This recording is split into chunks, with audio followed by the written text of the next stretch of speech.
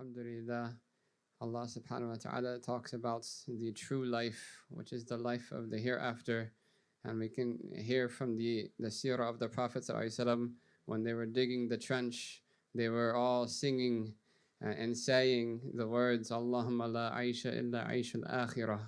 Oh Allah, there is no life except for the life of the hereafter. Faghfir al-ansar wal-muhajirah. And so forgive the Ansar and the Muhajirin, the migrants and the helpers. And this idea that there is no true life except for the hereafter is an absolute reality. And this is why the Prophet ﷺ, he said that the truly intelligent person is the one who takes themselves to account and they live for what's after death. That their goals start at the grave. Most of the goals of the people of this world, they end at the grave. I want to be Fortune 500, I want to have 5 million in followers by the end of the summer, whatever. And then you die, and then what? All of it ends. But the people of Allah subhanahu wa ta'ala, their goals start as soon as that soul leaves their body. As we hear Sayyidina Bilal saying that he's excited to die, to meet Allah, to meet the Prophet ﷺ, to meet those who followed the Prophet ﷺ. And this is the true reality.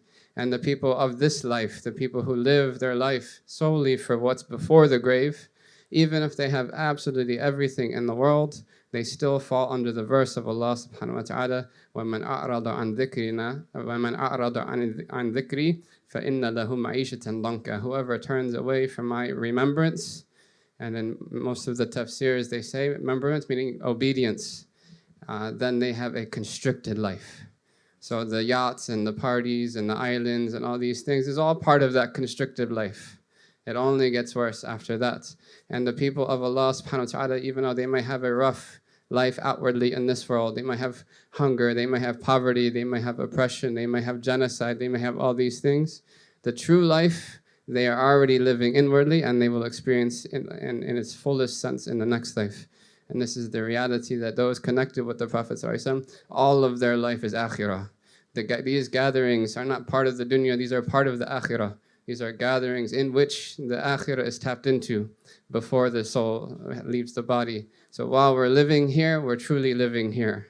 But while we're away from Allah subhanahu wa ta'ala, or away from the people of Allah subhanahu wa ta'ala, when we're doing the things of the people of the dunya that are taking us away from Allah subhanahu wa ta'ala, then we're in that constricted life. It's one or the other. May Allah keep us always in the true life, the life of the hereafter, and the gatherings that are attached to the hereafter. Wa sallallahu ala sayyidina Muhammad wa sallam.